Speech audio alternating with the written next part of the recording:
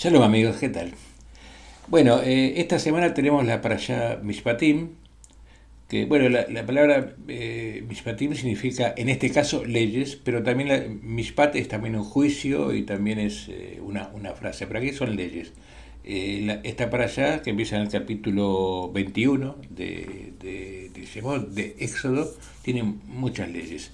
Pero en esta breve introducción no vamos a hablar de leyes, sino de un término, y el término es Evet Ibri, que se cita en el 2, en el 21.2, en el mismo principio de la para allá, donde se nos dice: cuando compres un siervo hebreo, kitikne evet ibri, pone en hebreo kitikne evet ibri, ¿qué es eso?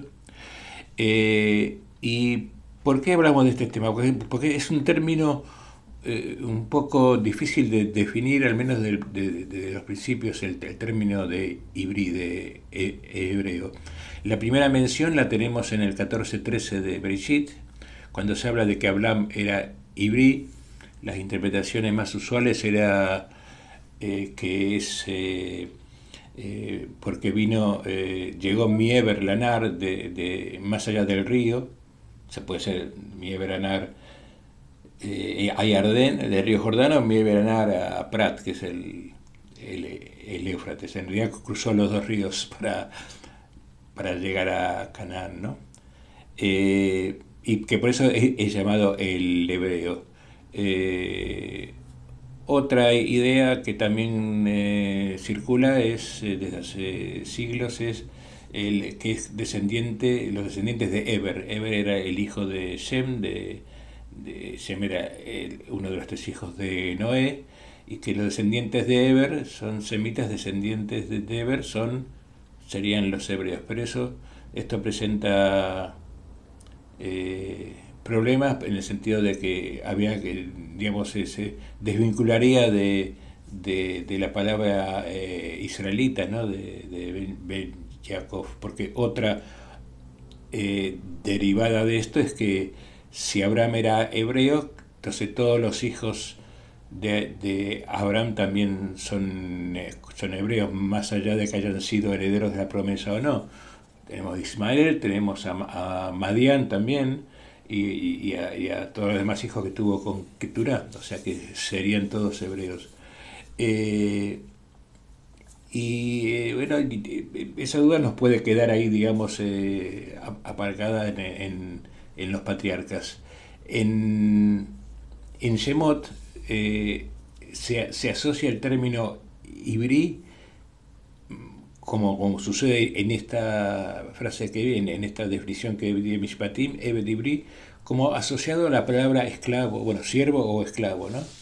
Eh, no se habla, por ejemplo, no dice cuando compras un siervo israelita. Dice cuando compras un siervo y un siervo hijo de Jacob. Dice cuando compras un siervo hebreo. Entonces, como que la palabra hebreo y ibrí puede llegar a sospecharse que tiene otras connotaciones. Y tenemos muchos ejemplos aquí bueno, desde que termina Bereshit y el inicio del Éxodo. Me refiero a que terminan desde la historia de José prácticamente, ¿no? Se habla mucho de los hebreos cuando justamente Yosef es fichado como esclavo hebreo en la casa de Putifar. La mujer de Putifar lo llama así en el 39:14 de Bereshit. El jefe de los coperos, cuando le habla de José, habla también de un esclavo hebreo en el 41:12. La hija del faraón, cuando ve a Moshe, esto ya en el Éxodo, en el 2:6. Es decir, hay también Miriam a la hija del faraón en el 2:7. Y Moisés al faraón le dice muchas veces, le habla de los Ibrim, como que él defiende a los Ibrim. Eh, Cuando Moisés ve a un egipcio golpeando a un hombre ibrí, Ish ibrí, dice Ish es hombre en hebreo, en el Éxodo 2:11. Moisés ve dos ibrim peleando al día siguiente, que resultas de lo cual se escapa, que se va para Madián, según el relato.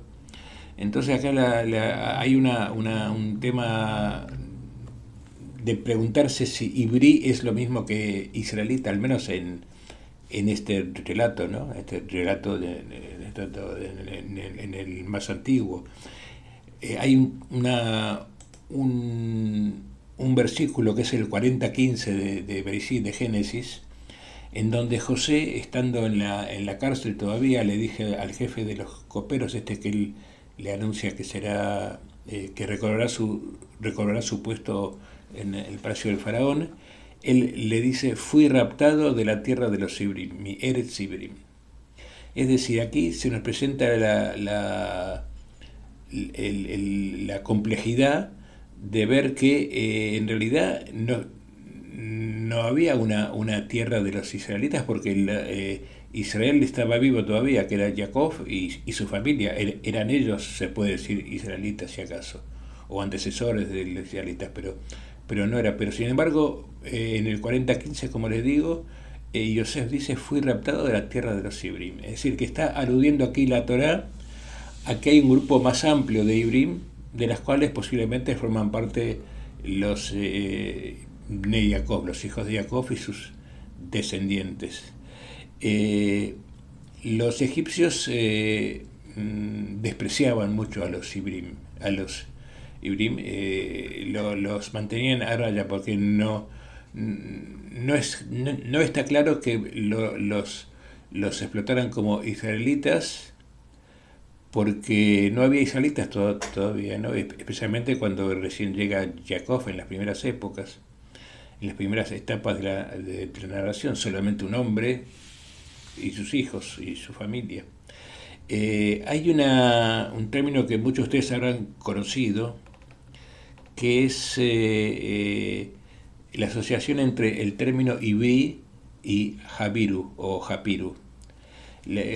Jabiru o Japiru es un término de origen acadio. Acadio era la lengua franca que había en todo el Medio Oriente, digamos, desde la Mesopotamia hasta Egipto, pasando por las ciudades de Canaán, del norte de Siria, etcétera, en que se mandaban cartas, ¿no? Se mandaban misivas entre diferentes reyes y autoridades, digamos, de estos lugares. Y entonces en todas ellas se habla de los Apiru, incluso se pide auxilio a veces al faraón de Egipto, que los Apiru los estaban acosando, y como si fueran atacantes puntuales, tildados como bandoleros, como mercenarios, incluso a veces de los enemigos,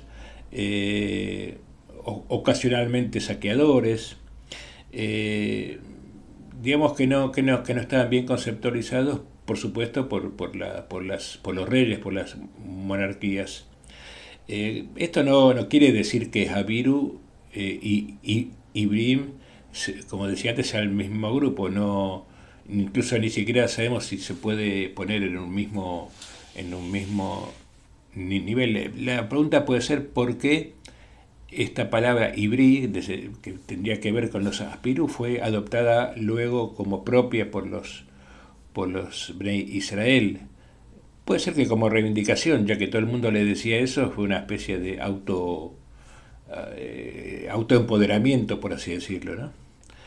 Es una posibilidad, pero queda claro que el grupo de Ibrim, o digamos, no sé si claro del todo, pero se nos sugiere fuertemente que el grupo de Ibrim era más amplio, o sea, Jabiru o Ibrim había por todas partes, y los israelitas con el tiempo llegaron a ser una parte de ellos, ¿no? Es decir que puede ser que todos los israelitas hayan sido Ibrim, pero no todos los Ibrim hayan sido israelitas. Por eso lo de Yosef, ¿no? Fui raptado de la tierra de... Incluso en el Génesis, en el Bereshit 43:32, dice: los egipcios no podían comer con los Ibrim, ya que esto sería una abominación. Eso es lo que nos pone la Torah. Es decir, que había una separación. En aquella época no había kashrut, no era por temas de, como pudo haber sido siglos después con los judíos que observaban la kashrut. Aquí estamos hablando de de otra cosa. Porque, como les decía antes, todavía no había israelitas. Son solamente los hijos de Jacob. Entonces, aquí quizá cuando dice que no podían comer junto con los egipcios, es como diciendo el término griego ese de los bárbaros, ¿no? Nosotros no comemos con estos bárbaros. Podría ser, ¿no? Entonces, en resumidas cuentas, parecería ser que la Torah usa el término híbrido, un término amplio, del cual Israel era una parte, pero ni mucho menos la parte más importante ni la exclusiva, ¿no? Eh, digamos que la negatividad del término ibrí en boca de los egipcios quería decir esto de chusma, gente fuera del orden social o refugiados, que podría casar de alguna manera con los que estaban pidiendo refugio en Egipto por la hambruna que había en las otras tierras en el norte, ¿no? En Canaán, en Siria, en todas esas partes. Bueno, después, pero eso quizás lo hablo más de detalle en otra ocasión, el término de esclavo en el libro de Barim va a cambiar, va a haber algunos cambios con el tema del Ebed, y también va a haber cambios en el libro de Samuel 1, va a evolucionar distinto. Bueno, hasta que hoy en día, como sabemos, nos queda hebreo hoy en día prácticamente como un sinónimo de judío, y para definir especialmente la lengua, ¿no? La Shona Ibrí, la lengua hebrea, que es la lengua judía universal, aunque hubo otras lenguas judías, pero esta es la común a todos. Bueno, muchas gracias por vuestra escucha y bueno, hasta la próxima. Shalom, shalom. Chao, chao.